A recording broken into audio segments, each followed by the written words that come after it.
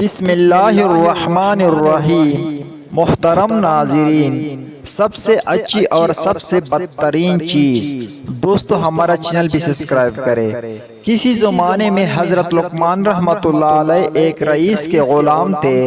ایک دن رئیس نے انہیں حکم دیا ایک بکری ذبح کرو اور اس میں سے جو سب سے اچھی چیز ہو وہ پکا کر لے آؤ۔ وہ گئے، بکری ذبح کی اور اس کا دل اور زبان پکا کر لے آئے۔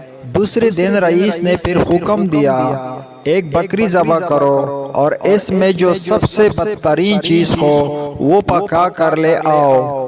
وہ گئے، بکری ذبح کی اور دل اور زبان ہی پکا کر لے آئے۔ یہ دیکھ کر رئیس نے تعجب سے پوچھا، یہ کیا؟